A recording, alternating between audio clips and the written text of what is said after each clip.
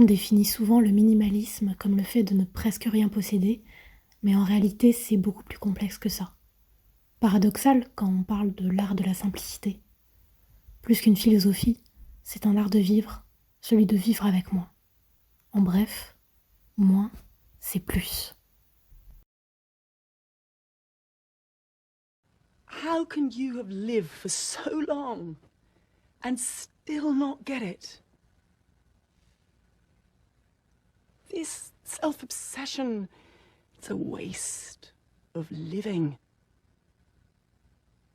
It could be spent on surviving things, appreciating nature, nurturing kindness and friendship, and dancing. Le minimalisme, c'est la philosophie de l'essentiel. C'est un choix et non une contrainte.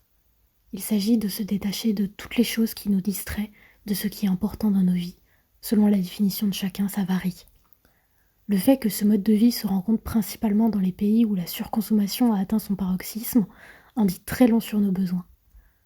En réaction, de plus en plus de personnes cherchent à retourner à une vie plus simple, plus sereine, dans un monde où les objets qui s'accumulent nous encombrent non seulement l'espace, mais aussi l'esprit.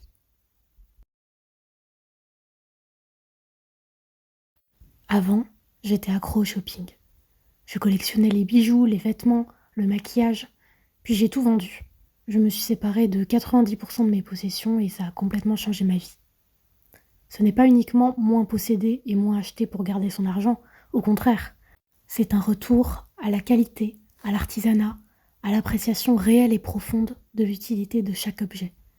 C'est aussi se libérer l'esprit, libérer le temps qui était accaparé par le shopping, le nettoyage, l'entretien de tous ces objets. Et pour ça, il y a un seul rite de passage. Faire le grand tri dans ses positions, qu'elles soient matérielles ou immatérielles.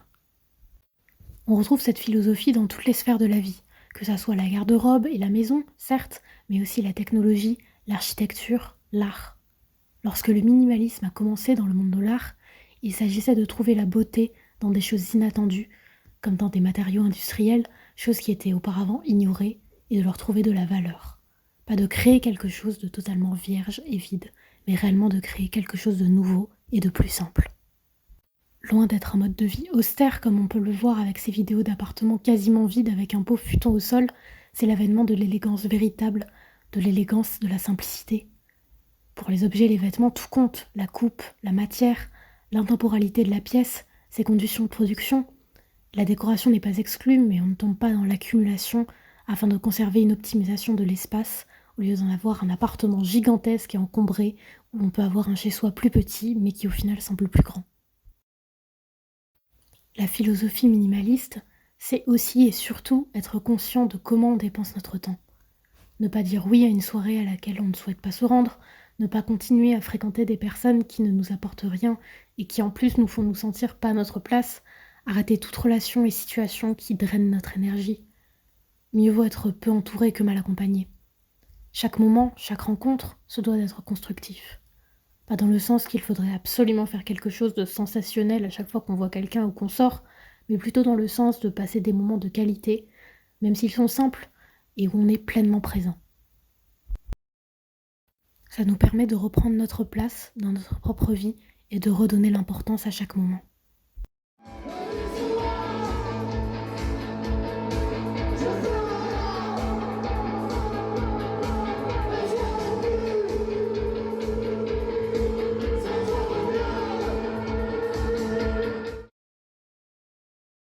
Donc oui, parfois, le minimalisme peut consister à préférer rester chez soi, à lire un livre au lieu de sortir boire avec des personnes qui ne nous intéressent pas, plutôt préférer cuisiner un bon plat avec des amis plutôt que de commander dans une chaîne de fast-food de mauvaise qualité, se balader un petit peu en ville au lieu de scroller sur Instagram pendant des heures.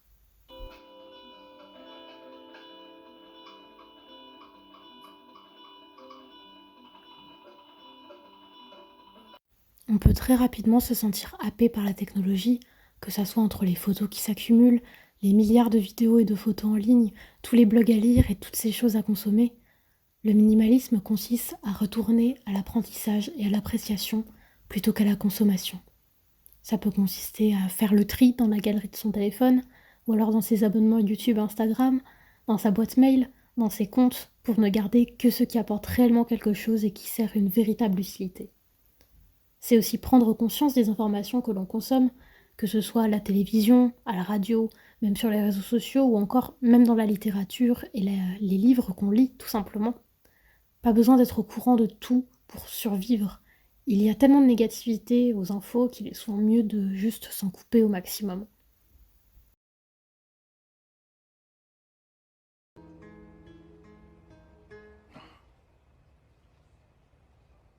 Fuck. I'm barely still here.